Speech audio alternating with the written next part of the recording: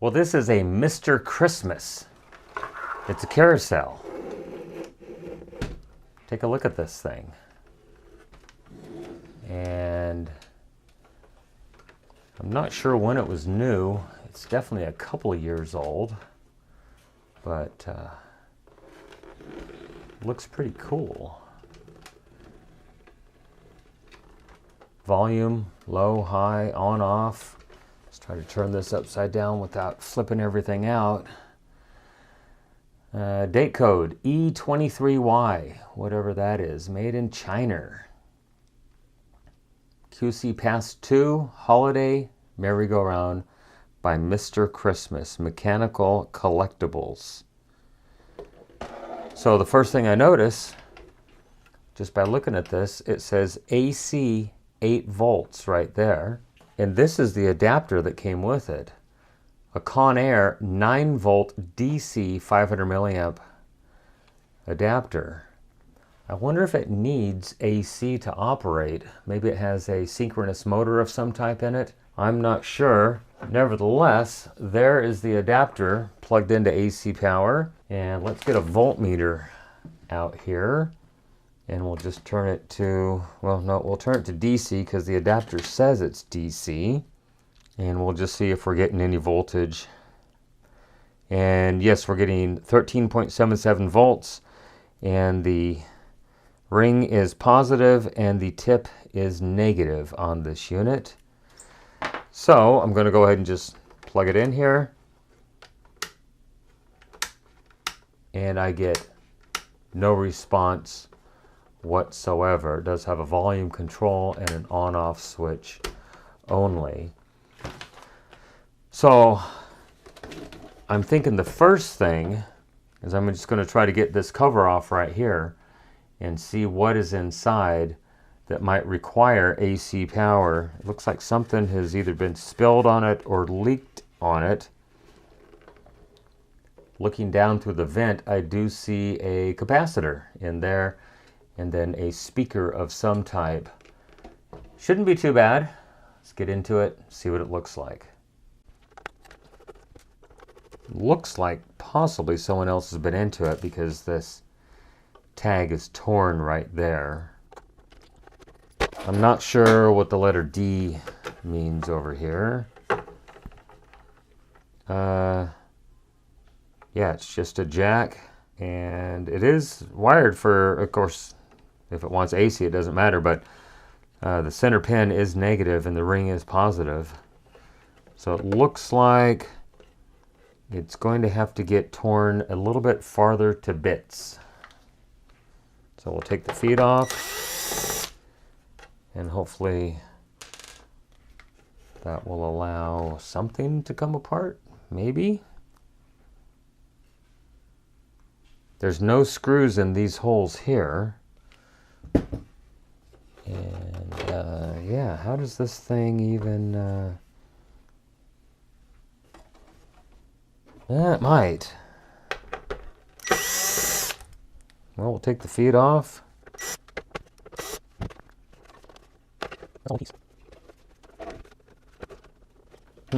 All right, one moment. Well, obviously I can't get in through the bottom. So, oh, look at that. The little flag comes off the top. Oh, and I see a screw. Well, when you see a screw, take it out.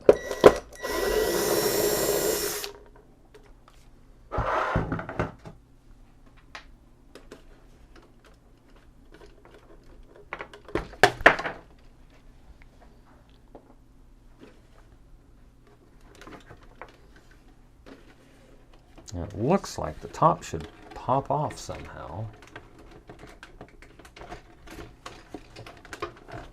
That or the whole thing, well, it doesn't pull out through the bottom. Yeah, I'm thinking that top's got to come off because the screw came out of there. That's kind of what held everything together on here. Well, so far so good. So I see a slip ring on here. I wonder if it just sends power up to here, and there's an op amp, an LM324. Does all this have to come apart? It might. So it looks like at this point, may have to apply some acetone to that. Well, let's go ahead and plug it in and we'll see if we get any voltage on these terminals. Maybe it's just a simple matter of the AC adapter is incorrect. Wonder if I should just try to find the correct AC adapter before we go any further. Voltmeter. So first, let's see if we have voltage at the switch.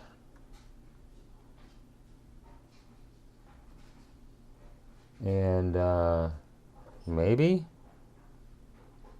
No? Is it something as simple as it's the wrong adapter?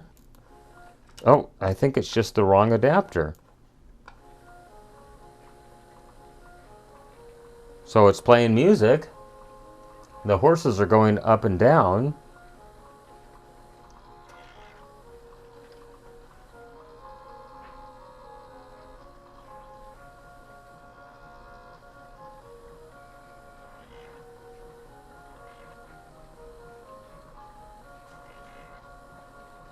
Maybe the contacts need to be cleaned up here.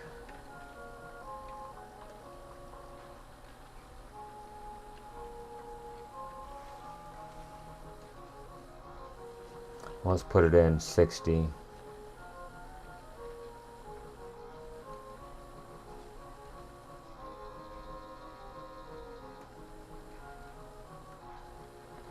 Yeah, I think it should be turning.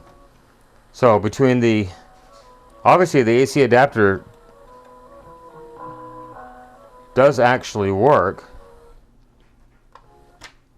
but I think it just needs to be cleaned. It's nasty. Although it does work on 9 volts DC, but I think this should be turning. Oh, and I do see something moving down here. Let me grab a flashlight. I don't think you can see it. There's a belt.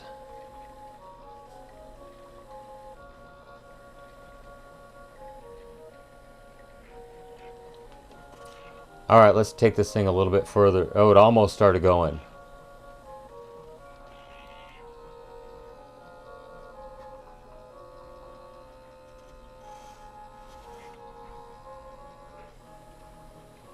Okay, so these contacts just engage the horses to go up and down,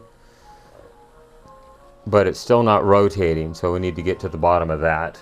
Okay, well, I managed to get the nut off that holds the slip ring tension down, so just going to try to very carefully, oh good, they didn't wrap them, unsolder those, and then with the flats in the shaft right here, I think I should be able to stand this up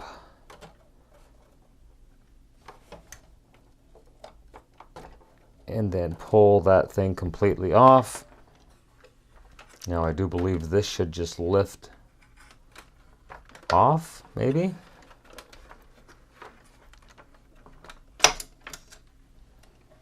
Just like that. Perfect. Well, I see a crack right there, but I don't think that's the issue because this is supposed to turn and it's supposed to be meshed with the motor down here.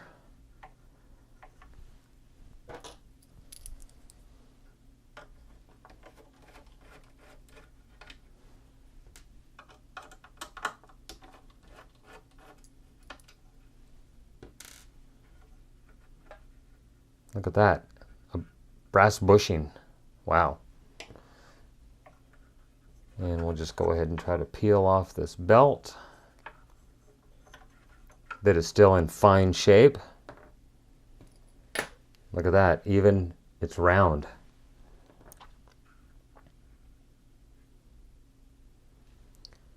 And so I could see this turning, but it wasn't moving this. And then that's why it wasn't moving this. It's just pressed onto the shaft and it's got the classic crack like those, what were they, LG manufactured VCRs in the take-up reels. So This appears to be pressed perfectly fine in here. Let me zoom in and get you a bit more detail here.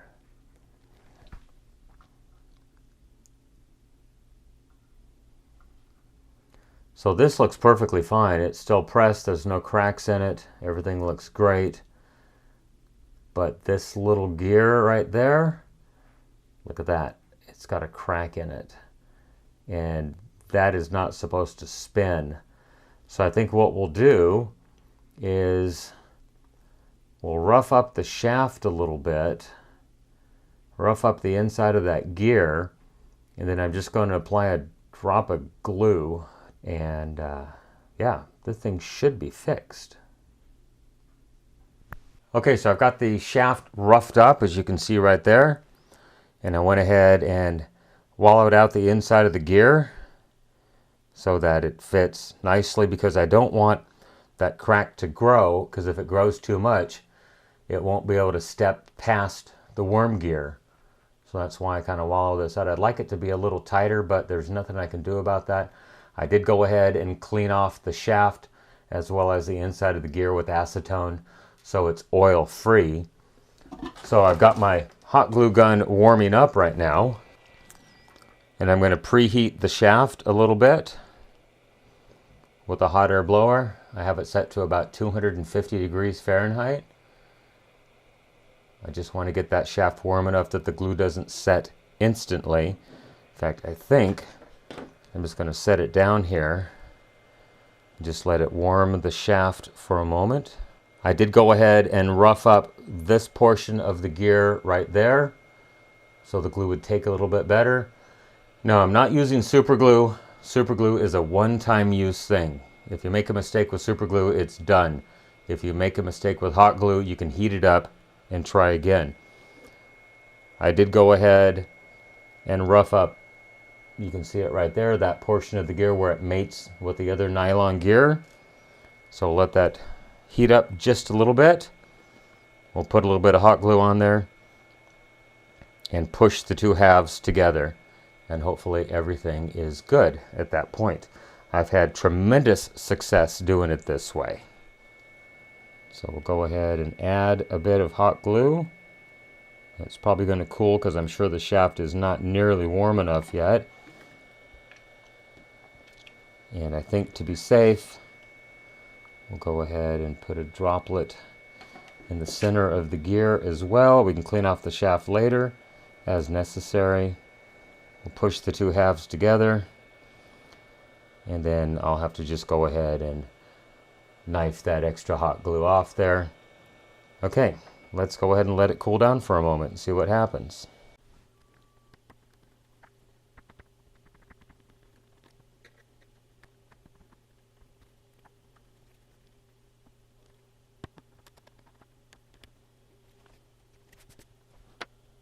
Oh, I think that's going to be fine. I think that is going to be just fine. Well, let's put this thing back together and see what actually happens with it. So a little bit of fresh grease on the shaft right there. Go ahead and drop it in there.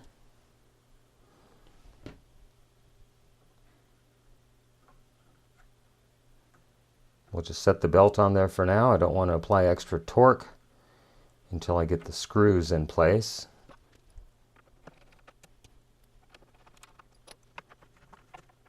I can turn the belt and it slips on the pulley without turning the pulley itself in respect to the gear that was just glued on. So let's put the rest of this thing back together and see what happens. So I want to go ahead and wipe off the slip ring just a little bit here.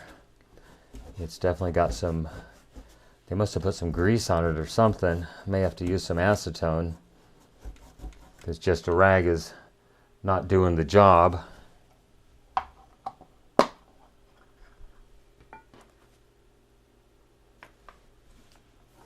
Give it a bit of acetone. Oh, look at the difference. And I think we'll apply a little dielectric grease like we do on a mode select switch.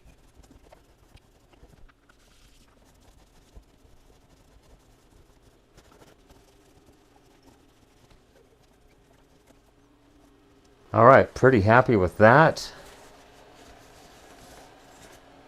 We'll get a cotton swab, put a light coat of dielectric grease on here, put it together. I'll go ahead and clean the slip ring contacts as well. And then I think this thing is going to be good.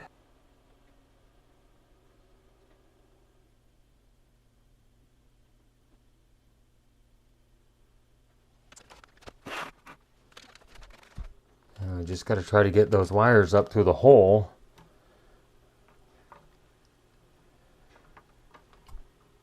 Wonder if I could put a small zip tie around it to hold them up there.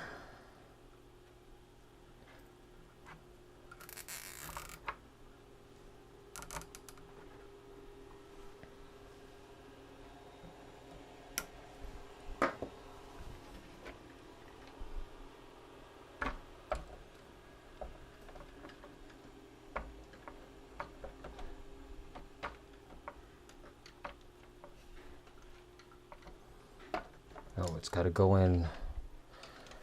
Got to line up the D on the gear. Duh.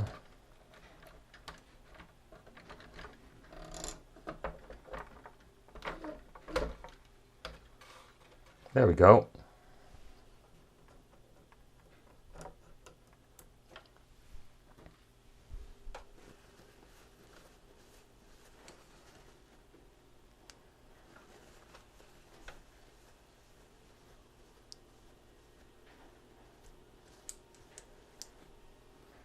Now let's see, the positive goes in the center, so that's going to be this one.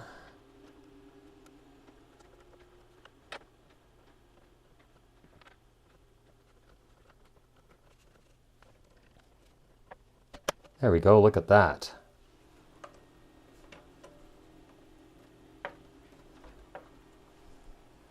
Okay, now we slip the nut on here, tighten it up.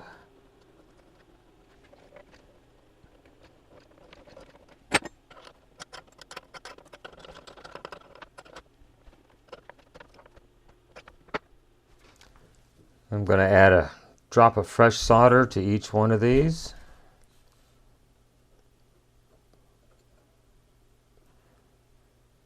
And to the leads.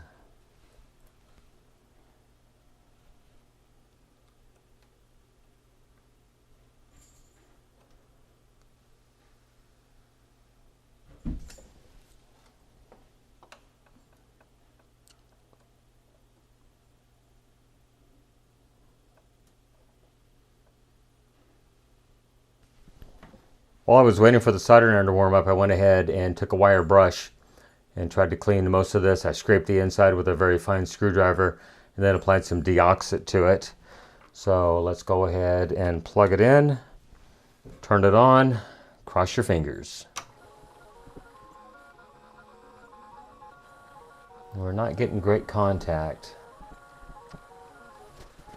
Go ahead and wipe off just a tad of the dielectric grease.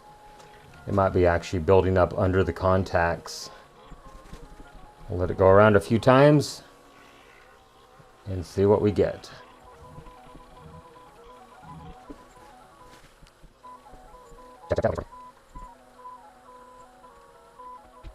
Oh, it's working great. I'm going to grab the cell phone and show you what this thing looks like in operation. All right, well there it is, all back together. I've got the top back on it and everything. Just take a look at this thing with the flashing lights and the horses going up and down. It looks absolutely fabulous and it works perfectly.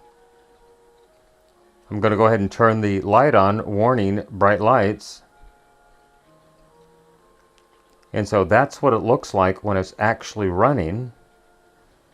You still see the lights a little bit, but just look at this thing. I doubt they make anything like this today. But another one saved from the recycle bin. It looks awesome. Everybody, thank you for watching this video. I really do appreciate it. If you have any questions, any comments, put them down below. I try to answer them when I have time. Everyone have a great day. Once again, thank you so much for watching. Bye-bye.